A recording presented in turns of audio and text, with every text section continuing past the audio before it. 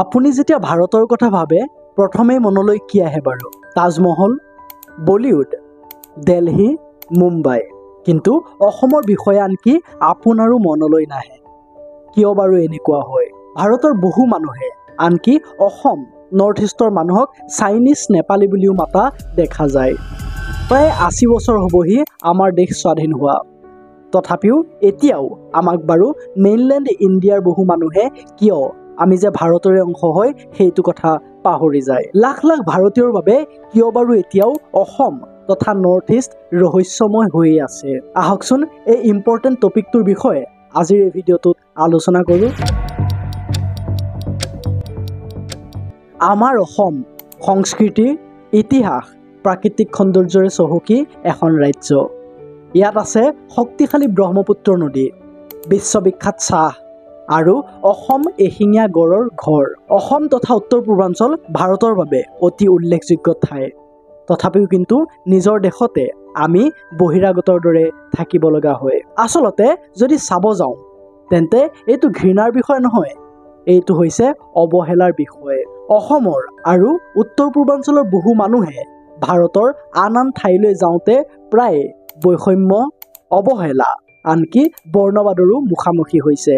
তেওঁলোকে সন্মুখীন হোৱা প্ৰশ্নসমূহৰ ভিতৰত কেইটামান কমন প্ৰশ্ন, যেনে তুমি চীনৰ নেকি? তোমাক ভাৰতীয় যেন নালাগে দেখোন। তুমি নেপালী নেকি? ভাৰতলৈ আহিবলৈ ভিজা লাগে নেকি? ইত্যাদি ইত্যাদি। আনকি ২০২৫ চনতো এনেকুৱা প্ৰশ্নৰ সন্মুখীন হ'ব লগা হয়। এইবোৰৰ আঁৰত কিবা ৰহস্য সোমাই আছে নেকি বাৰু? পইণ্ট ৱাইজ বুজি লওকচোন। ৰাজধানী দিল্লীৰ পৰা অসম ১৫০০ কিলোমিটাৰ দূৰত্বত অৱস্থিত। যদিহে ইয়াত বানপানী, আন্দোলন বা বৰ্ডাৰৰ একো সমস্যা নহয়, তেন্তে ৰাষ্ট্ৰীয় বাতৰিত অসমৰ কোনো বাতৰিয়ে প্ৰচাৰ নহয়। বেছিভাগ ভাৰতীয় পাঠ্যপুথিতে অসম বা উত্তৰ পূৰ্বাঞ্চলৰ কথা উল্লেখ কৰা নহয়। গতিকে নিজৰ ৰাজ্যকেইখনৰ কথাকে বাকী ভাৰতীয়ই ভালকৈ নাজানেই। প্ৰায় অসমীয়া মানুহৰে মুখৰ ঠগ, ভাষা, খাদ্য, পৰম্পৰা আদি বাকী ভাৰতীয়ৰ লগত মুঠেও নিমিলে, যিবোৰৰ কাৰণে মেইনলেণ্ড ইণ্ডিয়াৰ মানুহে সহজে আমাক টাৰ্গেট কৰি ল'ব পাৰে। অসম তথা উত্তৰ পূৰ্বাঞ্চল ৰাজনীতিত কৌশলগতভাৱে অতি গুৰুত্বপূৰ্ণ এখন ৰাজ্য।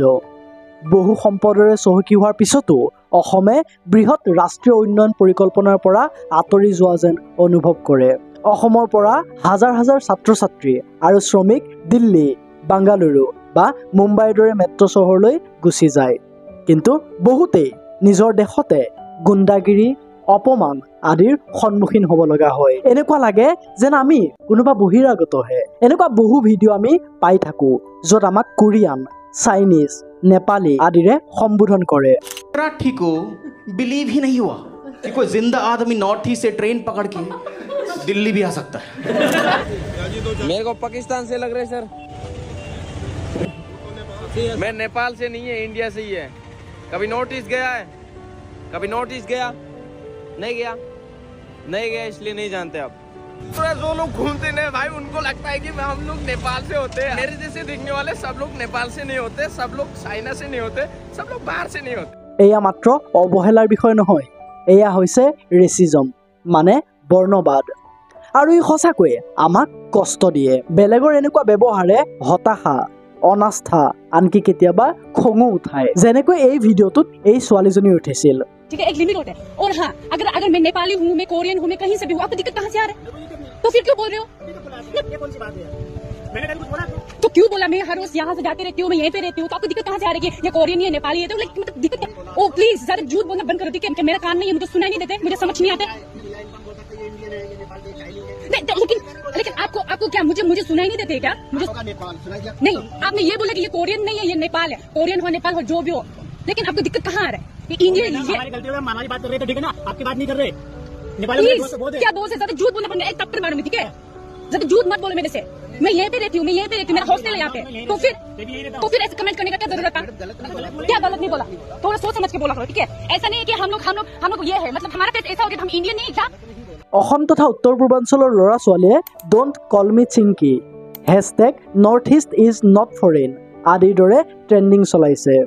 আচলতে আমি অসমীয়া যুৱক যুৱতীসকলে নিজৰ শিপাক লৈ গৌৰৱ কৰোঁ, আমাৰ কলা সংস্কৃতিক লৈ গৌৰৱ কৰোঁ। কিন্তু মেইন কথাটো হ'ল যে আমি এইবোৰ কেনেকৈ ফিক্স কৰিব পাৰিম। মই এটাই পৰামৰ্শ দিম যে নিজকে শিক্ষিত কৰক, নিজৰ ইতিহাস, ভাষা, সংগীত আদিৰ বিষয়ে ভালকৈ জানি লওক আৰু যিমান পাৰে বেলেগৰ লগত আমাৰ সংস্কৃতি পৰম্পৰাৰ কথা ব্যক্ত কৰক। বৰ্ণবাদৰ বিৰুদ্ধে মাত মাতক।